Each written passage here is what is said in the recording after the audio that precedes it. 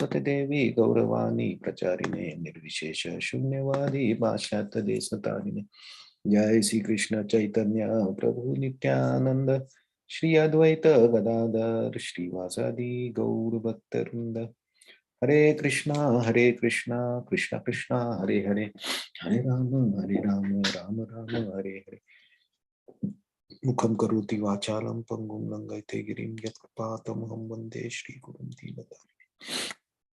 Hare Krishna, thank you very much for your wishes yesterday. We missed the class. Today we'll see verse number 14. So Krishna is explaining about he explained about the sacrifice. Now Krishna will explain about the tapa in three modes with different faith. And in this verse, I think Krishna explains about the Guru. So this is the tapa or austerity of the body, shariram.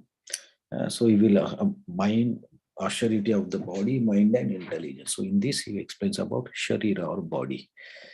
Deva Dvija Guru Pragya Deva Dvija Guru Pragya Pujanam Shaucham Arjavam Pujanam Saucham Arjanvam Brahmacharyam Ahimsa Sacha Brahmacharyam Ahimsa Cha Shariram Tapa Uchyate. Shariram Tapa Uchyate.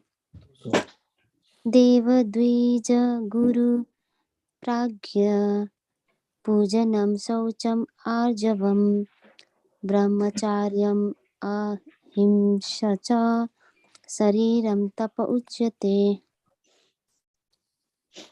Devatvijaguru pragya pujanam saucham arjavam brahmacharyam ahimsa cha shariram tapa uchyate. Okay. Translation and purport. Austerity of the body consists in worshipping of the Supreme Lord. The Brahmins, the spiritual masters and superiors like father and mother, and in cleanliness and simplicity, celibacy and non-violence. Purport. The Supreme Godhead here explains the different kinds of austerity and penance. First, he explains the austerities and penances practiced by the body. One should offer or learn to offer respect to the God or the demigods. The perfect qualified Brahmins, the spiritual masters, superiors like father, mother, or any person who is conversant with Vedic knowledge, this should be given proper respect. One should practice cleansing oneself externally and internally, and he should learn to become simple in behavior. He should not do anything which is not sanctioned by spiritual injunctions. He should not indulge in sex outside the married life. For sex is sanctioned in the scripture only in marriage, not otherwise. This is called celibacy. These are the penances and austerities as far as body is concerned. So when we read this verse, like my parents or our parents used to tell us all these activities, right? When we were kids, they used to tell us that these are the good habits. So you should practice this. You should while going out of the house every day or school, my parents will tell that you have to offer respects or obeisances to God and then go. After coming from outside also, you offer obeisances to God. So this is actually austerity of the body. The body gets used to being humble, because the way we act with the body also impacts our mental situation. So if by our body, if we do the activities where we are offering respects to everyone, then automatically the mind also thinks accordingly. And here worshipable personalities, the word is used, pragya pujanam. So those who are all worshipable should be offered the respects. Pujanam means actually worship. You should actually worship them. So it includes like father, mother, spiritual master, and in schools like our teachers also, right? We offer the respects because they are giving us gyan, they are teaching us So they have given us gyan, so we offer them also respects. So this process of actually offering respects or worship is useful for not only us, but it also sets a proper examples for the next generation. When we are doing these activities, offering respects to the superiors or the uh, personalities who should be offered respect, then our next generation, when they see us doing all these activities, actually this tradition is passed on to the next generation. Like, to be frank, like nowadays the next generation means, at least our next generation is still okay. I think our sons, our daughters, they are still okay, but uh, the generation after that, actually we are not very sure how they will get all these traditions and teachings, which are not only mentioned in Bhagavad Gita, but that are the normal behavior of a saintly person, or what we say, gentleman or gentlewoman. And the next line says, Brahmacharya ahimsa cha shariram. So Brahmacharya is celibacy, and Srila Prabhupada mentions like that.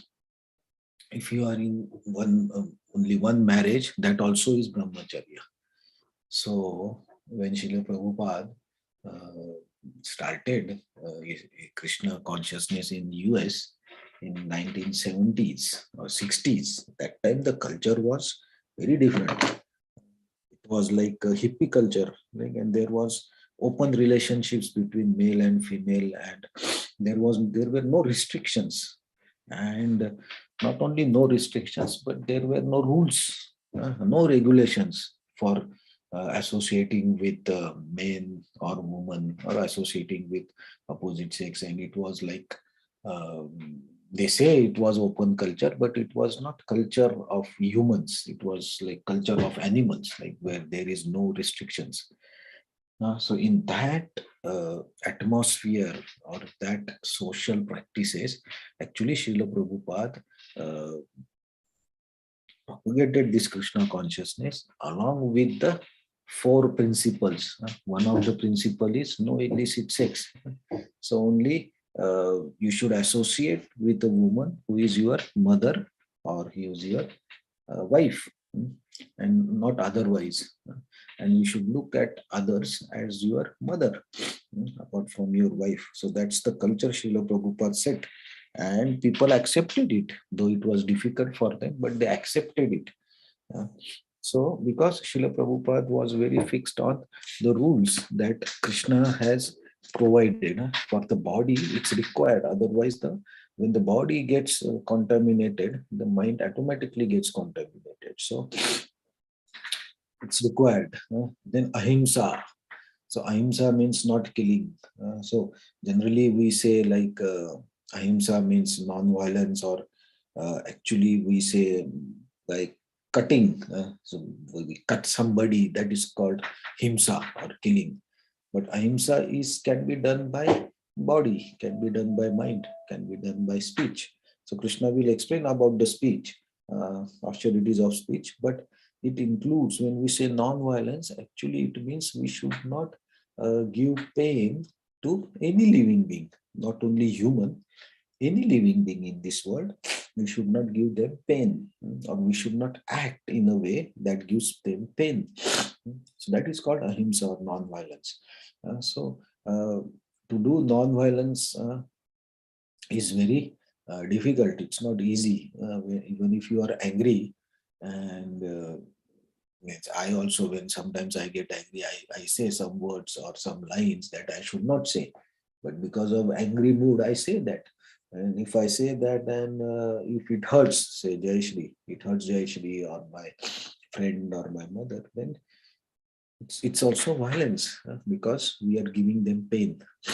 So in that situation, actually, I am not following this, what Krishna has suggesting as the austerity of body. So I am fail in that situation, right? So we may fail, but at least we try to learn.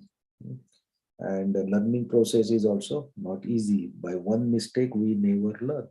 We keep on doing the mistakes every day, and every day we try to learn. So it's a continuous process. We have to practice this non-violence, celibacy, and offering obeisances, and cleaning the body. Mm. So cleaning the body means body's cleanliness. It's in bodily cleanliness and inside cleanliness. So taking bath, keeping everything neat and clean. And simplicity in our behavior means it starts with body when we say uh, wearing the simple dresses, right? And not focusing too much on body, making our body very attractive. uh, but it should be clean, healthy body.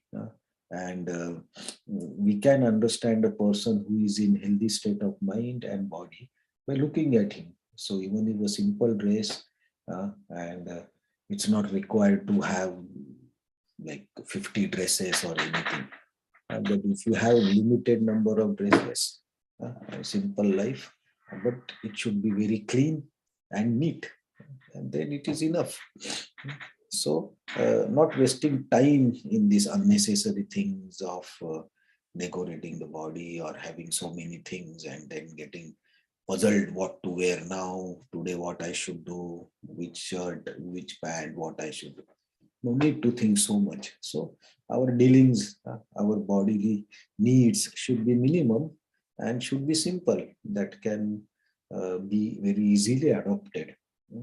And by this, actually, we keep our body healthy. And when the body is healthy, the mind is healthy.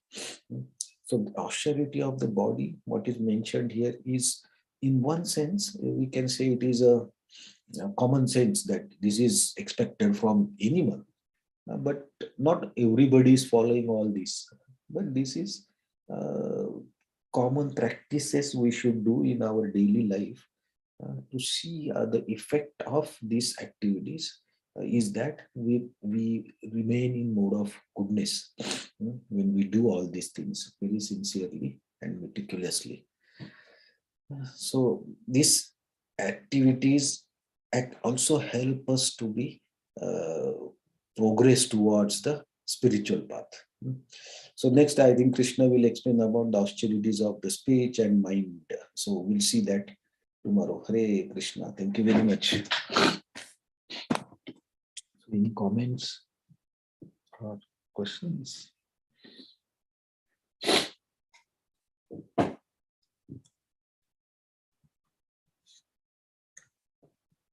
Okay, Hare Krishna. Thank you very much. Please take care. Thank you so